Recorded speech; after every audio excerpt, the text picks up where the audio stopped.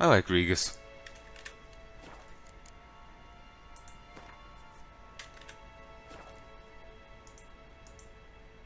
Hmm. Sadly, I can't use that as a shortcut.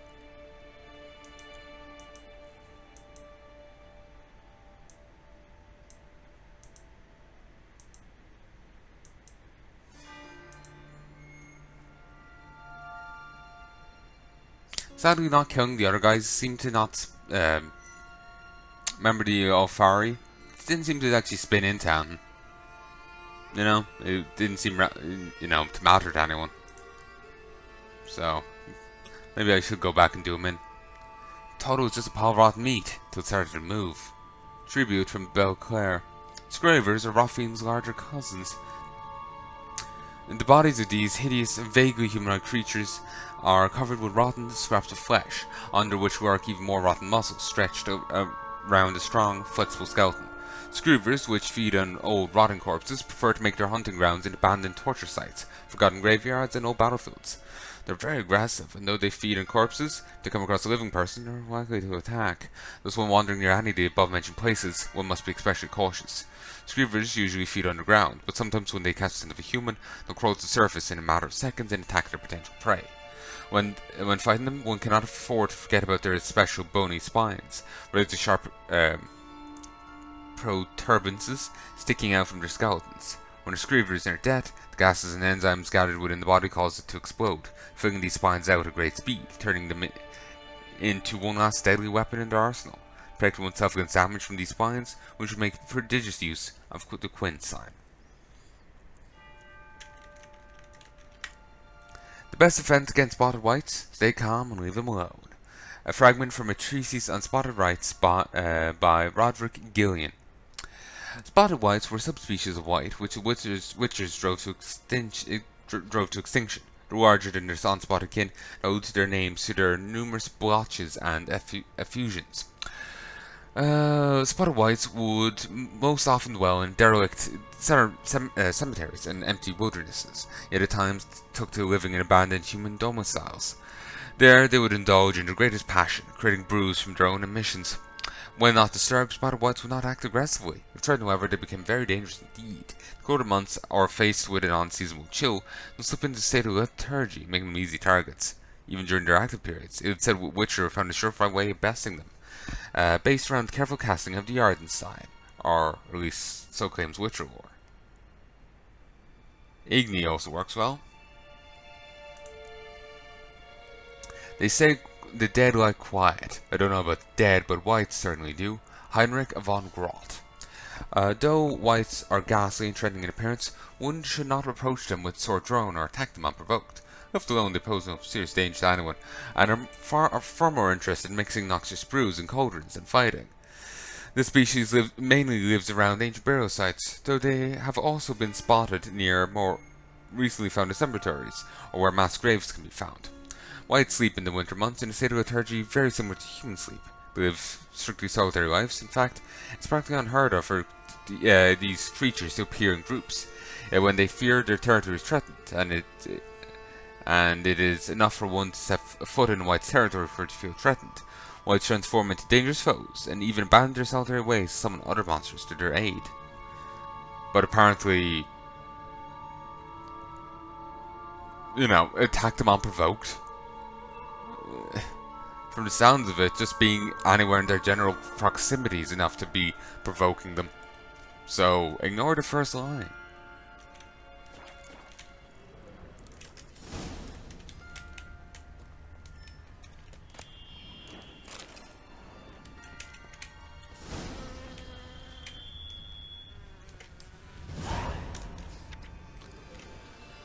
Martina Lapinska, engineer and pug lover, solved the most obtuse technical problems in all the duchy with the grace of a ballerina.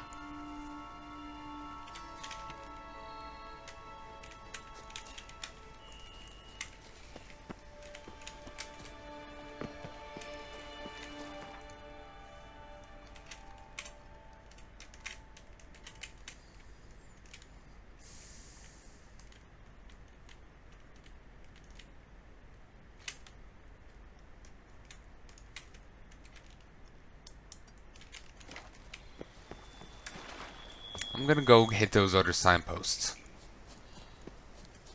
Or notice boards, I should say. Ugh. A man who dare not down some red is a man whose wives like to thump his head. Domestic abuse.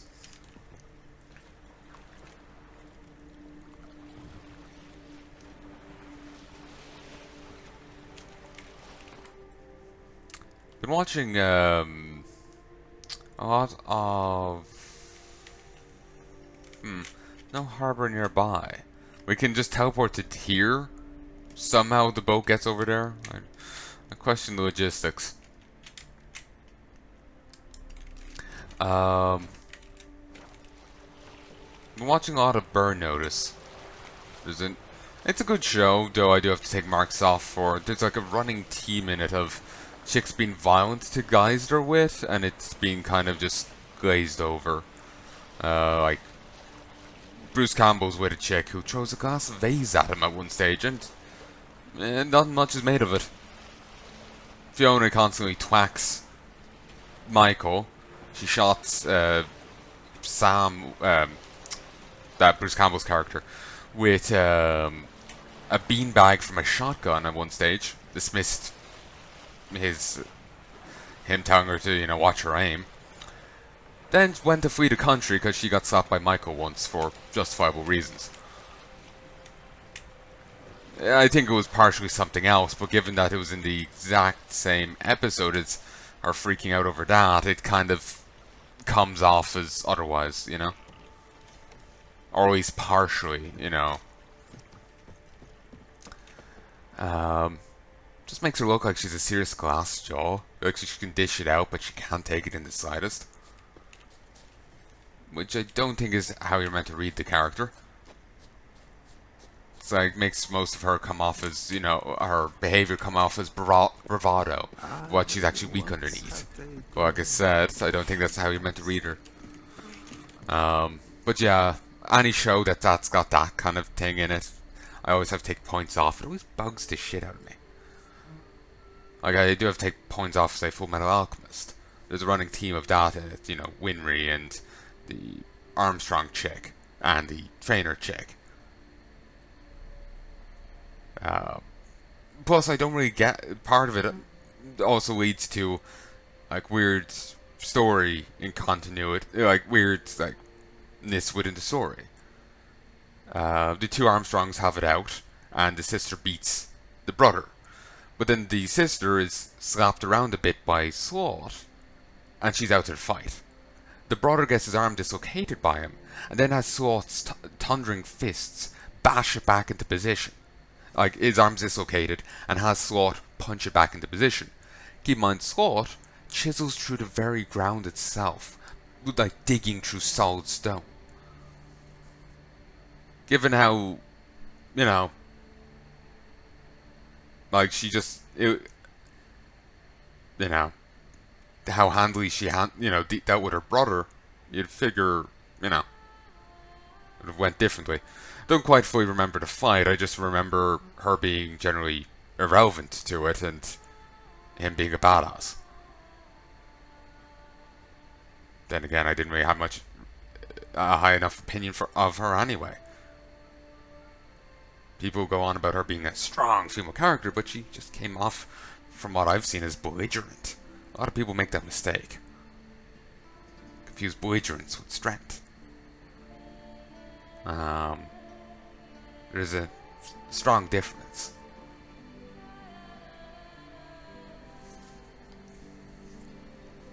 But,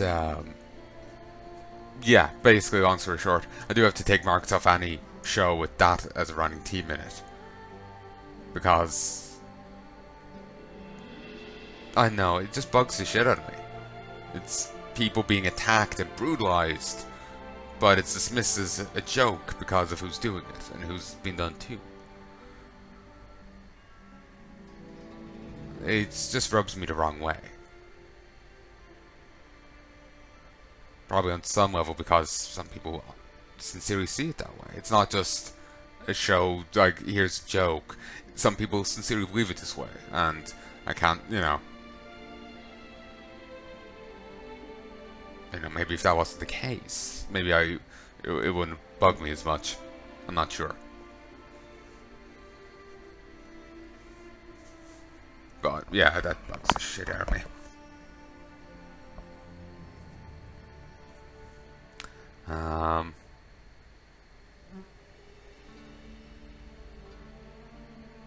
But yeah, she, just to say, finish the bird notice thing, Fiona slaps Michael frequently across the face. Even when he's, in one case, he was trying to perform like first aid on her and save her. Still twacks him in the face a few times. But she gets hit once. Admittedly, it was a strong hit, and I can understand her being upset about it. Again, she's like, "You're some piece of work," and grievous negative reaction. But he actually had a reason for it. She just hits people because she wants to. It makes her seem just like everything is a front. It's nothing but bravado, and she's actually really weak underneath. She doesn't. She's a building without foundation. She's, just all fronts. The slightest breeze will knock it down. But I don't think that's how you're meant to read the character. I think she's meant to be as she portrays herself and whatnot. At least that's how I'm reading it. It's hard to be sure. It's difficult to try and read someone's intent for a character from the character, because you're biased by your own perceptions, preconceptions, and whatnot. And if they've wrote the character wrongly, basically, I've seen arguments IRL, and people phrase them so poorly, they end up hopefully making a different argument. I'm not going to go into details, it's a bit of a political thing, but it was phrased so poorly that they end up making a more extreme argument than I've ever seen them otherwise saying. It ends up coming off as just it being poorly written. So it can be hard to tell how someone wants a character based on what they've wrote. If there's a if you're trying to read their intent behind the character, and there's you're worried of writing flubs. It can be hard to. I've lost my train of thought. Basically, you're biased by your own preconceptions and your own views on things, and then say if they've done a poor enough job with, if they've done enough writing flubs, that can also get in the way of you writing the character, of you working out what they meant with the character, because it could go in contrast to what they've actually intended, or be more extreme than what they intended, or what have you. Sorry, I just need to fix my hair. It's a nuisance, but regrettably that seems just to be how it is, But yeah, the show's good. It's fun. It's got Bruce Campbell playing a character called Sam Axe, and it's an awesome name. It's a good show. It's fun, but again, like I said, there's that running theme in it that does take away from the show, in my opinion. If that doesn't bug you, more power to you, and I hope you enjoy it. But it does take away a few marks off the show for me. Same in the case of Full Metal Alchemist. So, I'll hopefully remember to give you a bonus episode when it comes to this being scheduled and uploaded. There was an episode a little while back, probably a week or two for you, maybe more actually. Probably not. I was meant to give you an extra episode for it. I was talking about Mad Max Fury Road. I remember being kind of flustered about that, feeling nervous in case I was saying was wrong. Just basically that, I know, the way my friend was explaining it just made the character seem rather stupid. And while everyone in it is kind of crazy, they've never seemed like they've shot their brain out, It just seemed like just a really ridiculous off-the-wall setting, rather than degratingly moronic. We've kidnapped and tortured someone. Clearly, they must be mad for not liking it. I can already feel the urge to strangle rising. Provided the friend was giving an accurate rundown of it. On some level, more, since I haven't seen it myself, I'm just taking his word for it. I've seen no one else reference that.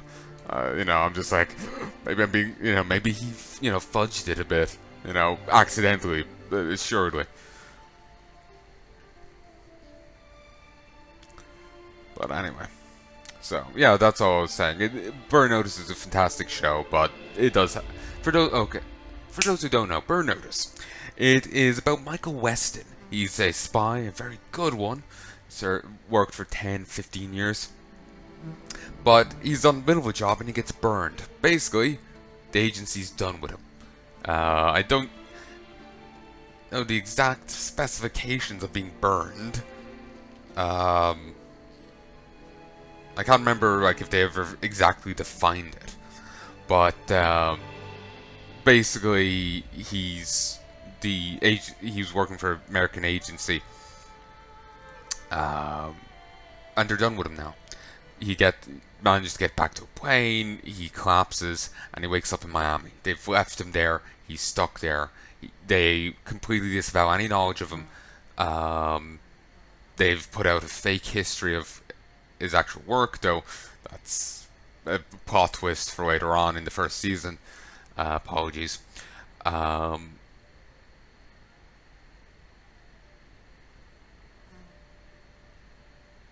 He's stuck in Miami. That's where you actually meet Fiona. Fee, he frequently calls her. And basically, he's after getting brutalized. He's, sleep for 3 days with wounds, and she decides to kick him in one of his, bruised ribs or whatever, to wake him up.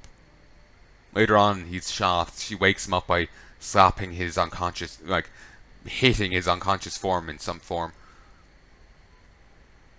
Again, and she goes to flee the country because she got hit once for justifiable reason rather than impatience. She claims it was because she can't see him, so can't watch him, throw his life away or something, but given her reaction earlier on in the same episode, it comes off as an excuse, Thing is, he even apologized immediately once he got a chance to. She never does. So again, glass jaw. But anyway, yeah, basically the premise is he is thrown into Miami with no money, with no nothing. No job history. They've disavowed all knowledge of him. They're refusing all phone calls of him, saying that no one here works by that name. And hanging up. Say if he tried to contact his handler and all this. So basically, he has, but he's Fiona, who let his mom know he's there, so he has to go deal with his mom. And he is a friend in Sam Max. Fantastic name. And yeah, he ends up doing odd jobs, helping people out. By odd jobs, there's one an episode, pretty much. Even when he's in the middle of a great thing, he still has to go get involved in another thing. They have always have an A story, an A plot and a B plot going on. Rarely, if ever, do they ever intersect. They're always separate stories. They may intersect in so far as he's tied up with this, so someone else has to do this job, or he's tied up with this job, so he's delayed getting to the other job. That kind of thing.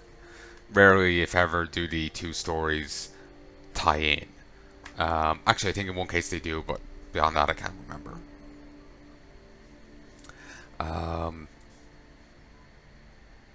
But yeah, he helps people out. In one case, there's a crime family trying to bleed a neighborhood dry. So he helps out, basically trying to pretend to be an insane gangbanger trying to move in on the territory. He ends up joining the other group and putting them out of business. Manipulation and stuff.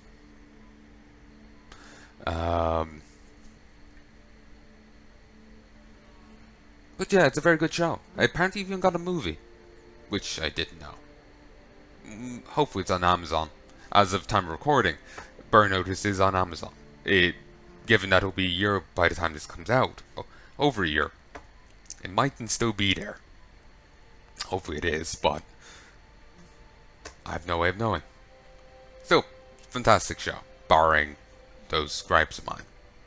There's other gripes in he frequently commits crimes and whatnot, while not wearing any mask or gloves or anything. And given all the other cop shows I've watched, you think they would have like his fingerprints on like everything, you know?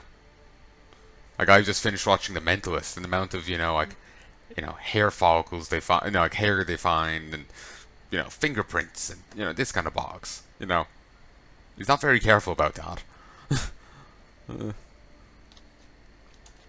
But anyway, that does actually end up bugging me a bit.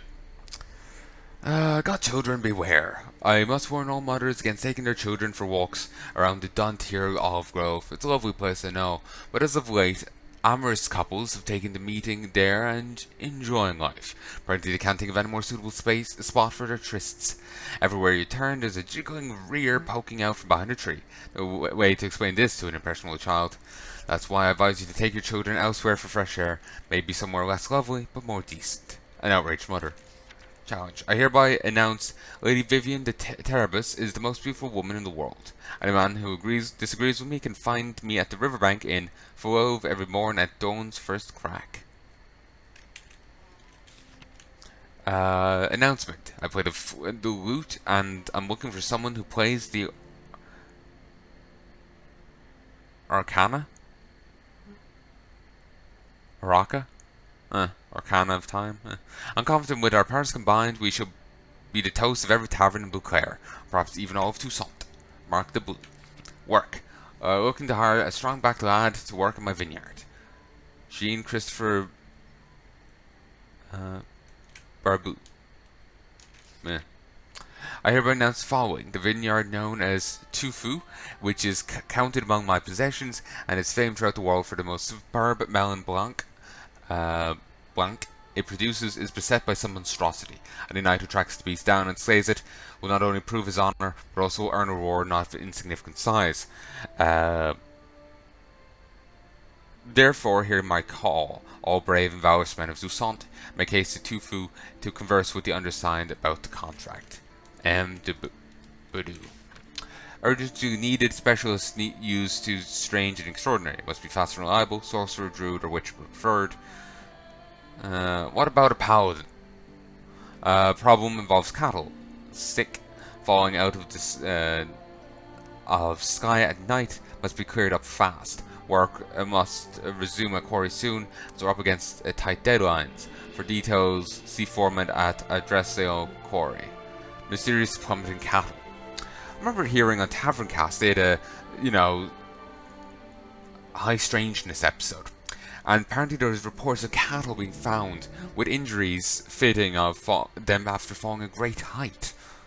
And yet they'll be on flat plains. They would also have various organs missing and all blood drained from their body.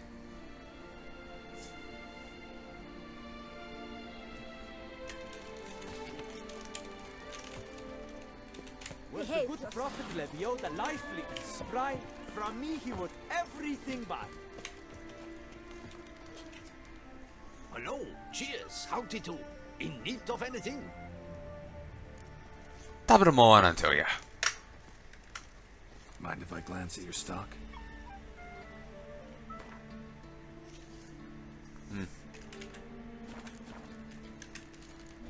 See ya.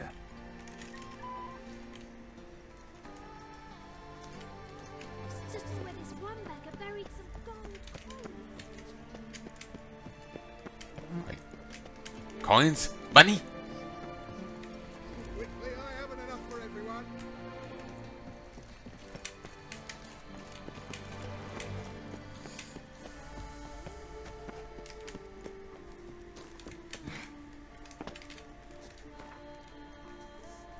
Actually, there's another... Well, there's actually someone just right here.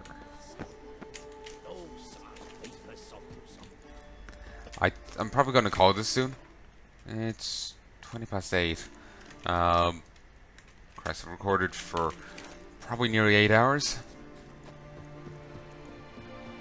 Sweet Jiminy Cricket. 12. Really, really, really bad. Heart is made of stone. No two ways about it.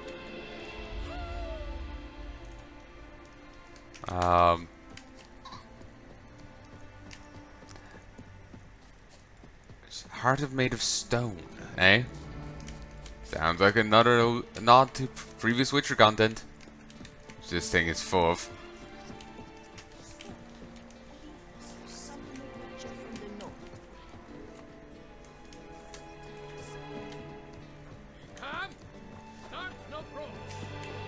Keep calm, carry on. What was that? Many things in my life, but cattle dropping from the sky, that's a first. Who knows? Maybe a whole bovine downpours. Bovine downpour, foolish notion. What would the clouds have to be like to carry that much cattle? I didn't think about that. The guy, you know, issuing challenges said he's gonna be here in the early morn. It's like 8 a.m.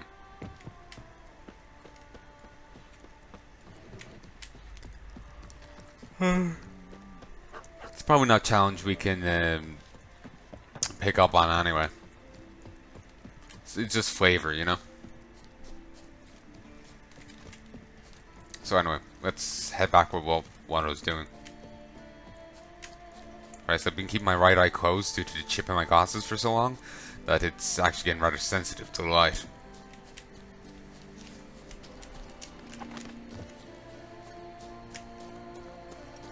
I'm just gonna force a habit, really. I'm hoping to get new glasses soon. Just for a bit, I was actually after getting used to the chip, so I didn't even notice it anymore.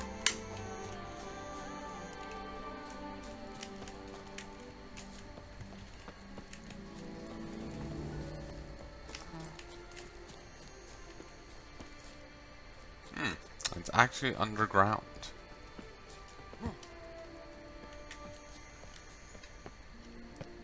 But right now, yeah, I'm noticing the shit out of it. My hand shakes so.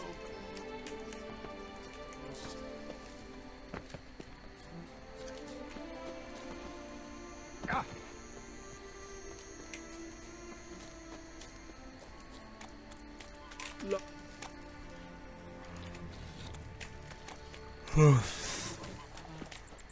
How the hell do I get down here? Okay, if I run across here, maybe there's a cave nearby.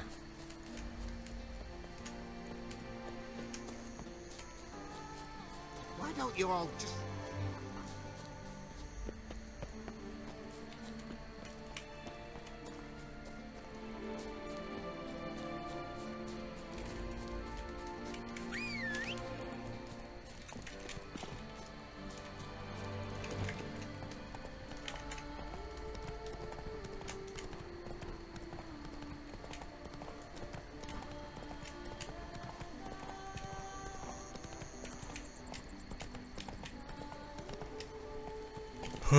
Let's go.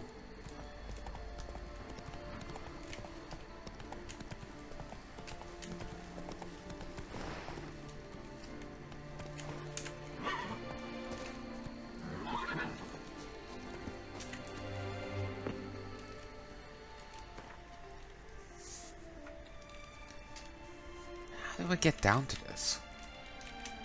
Maybe it's inside one of the buildings.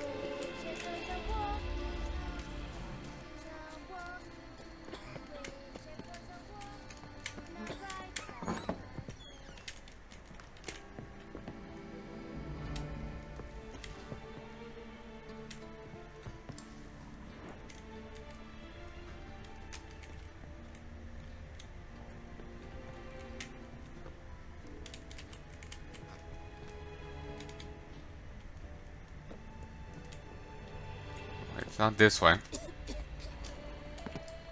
Oh wait, there's a well right here.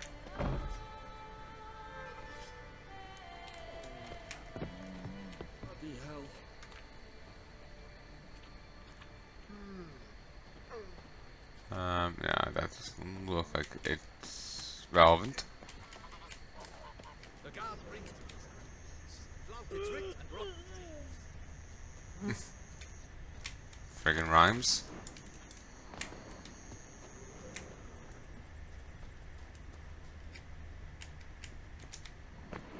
Huh.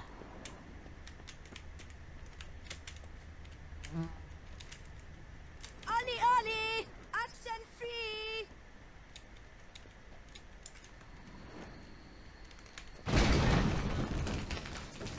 Why the ire? Well, found the way in. Woohoo!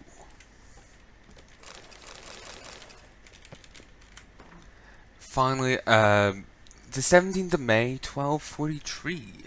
Finally, a response to my notice. A witcher, big as a mountain and bearded as a dwarf. He asked about the contract, then said he would take it. For about as much coin as was set aside for Fifi's dowry. That's a nerve. But I had no other choice, I had to agree. 18th of May, 1243. Wait, May? Okay. Just the other months I've been hearing in the region used, it's like bis and blank and, you know, not IRL month names. 18th of May, 1243. The Witcher claims the problems are caused by some subterranean monster. Searched the area and found an entrance to a complex of caves by the stream in the Marcent Forest. Plans to enter it tomorrow. The 20th of May, 1243. The Witcher hasn't returned. Some elf from the city asked about him. Now that's a nerve, giving our address to non-humans. The 27th of May, 1243. Enough of this. I'll never hire a Witcher again. It will soon be 10 days since he took his retainer and disappeared. By the sell the things he left behind, to recover at least a portion of my losses. Too bad he mostly just left behind scraps with scribblings that no one will want to purchase. The beast the Witcher was hunting. Doesn't seem like he killed it. Gotta keep my eyes peeled.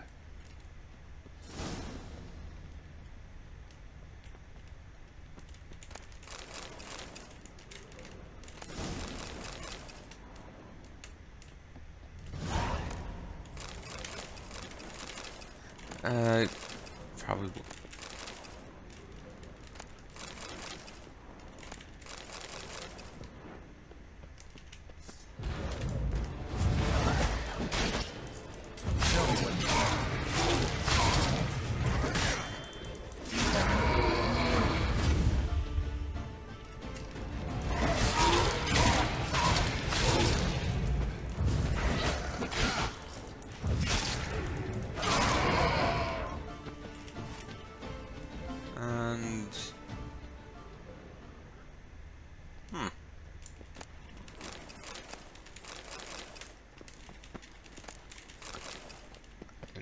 There's 2 wraiths and there's 2 dead people. Well, I guess we can,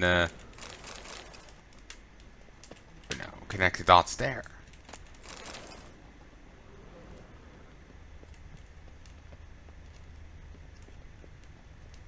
You know, each time I get a meteorite pickaxe, it still sounds like, makes me think of Terraria.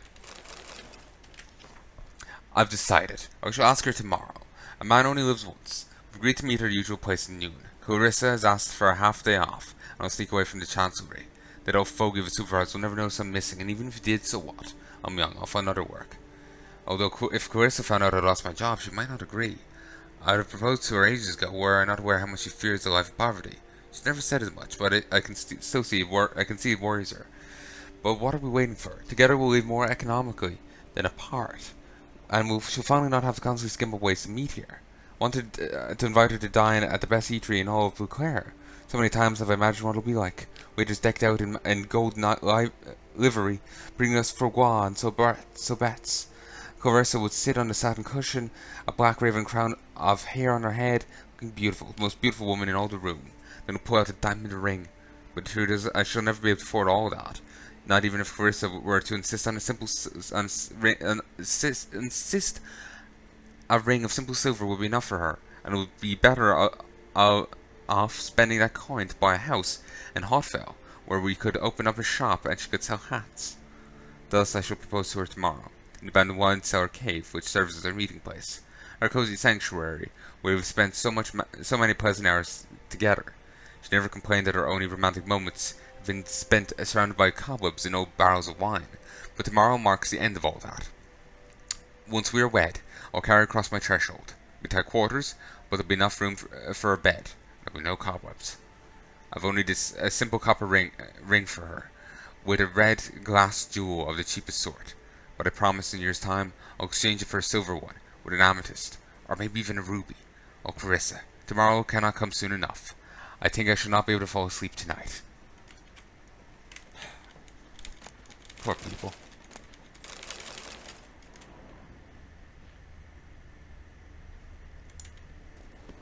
Given the collapsed entrance,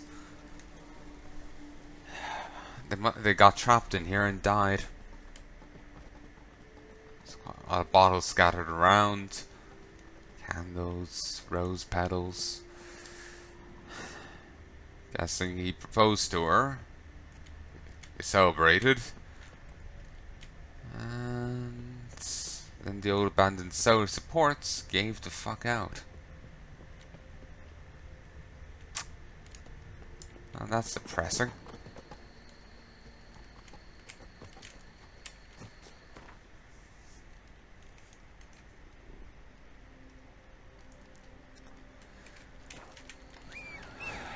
I'll hit up the next signpost, then I'll call quits.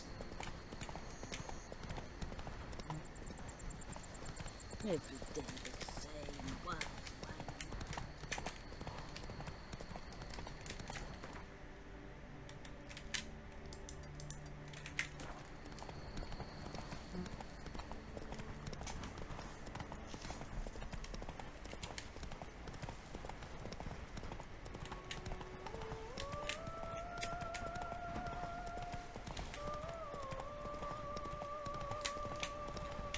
They're just a quarry.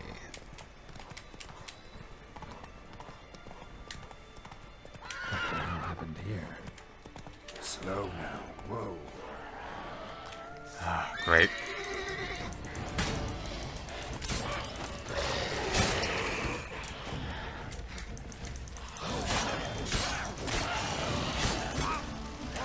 By the power of spinning.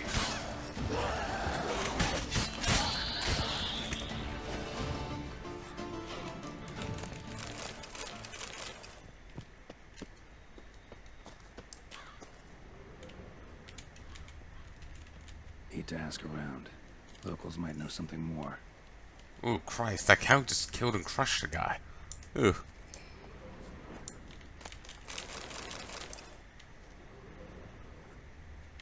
That is unlucky as all hell.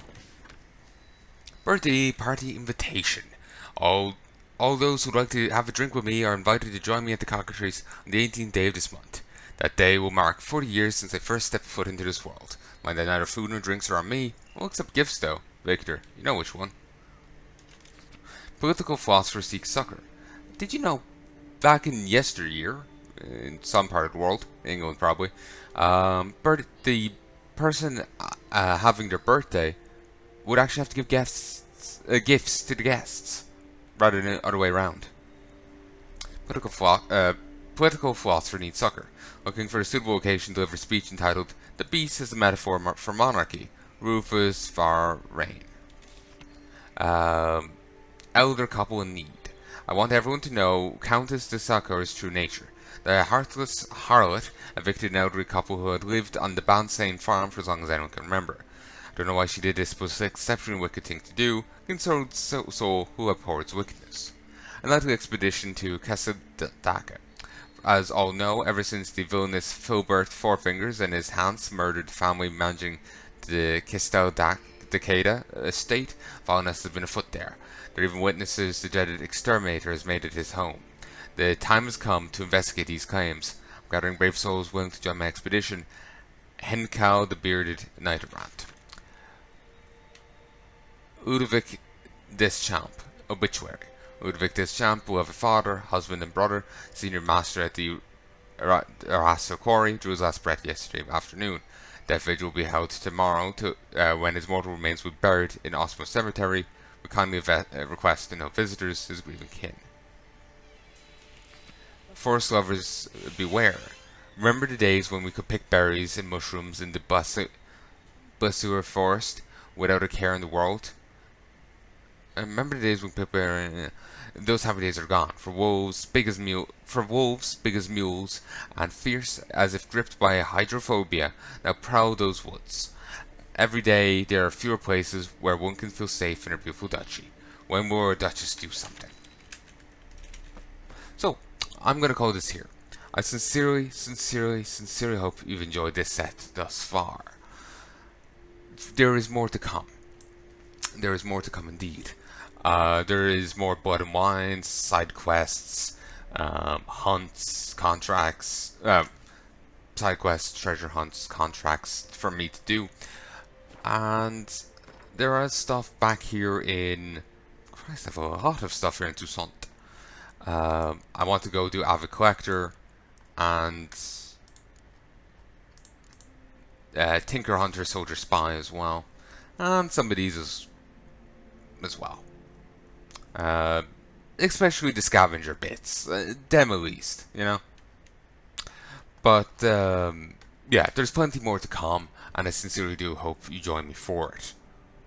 Be nice to have people along on the journey, even if, well, each entry in it is a bit after me doing it. Anyway, I sincerely hope you've enjoyed this. If there's anything like to tell me, please let me know, but do keep in mind the backlog. I'm about doing this over a year after I've recorded it, so do keep that in mind. Still, let me know things. It will be likely relevant for my next run through, or if it's of exceptional interest, I might do it as a little bonus episode. You know. Anyway,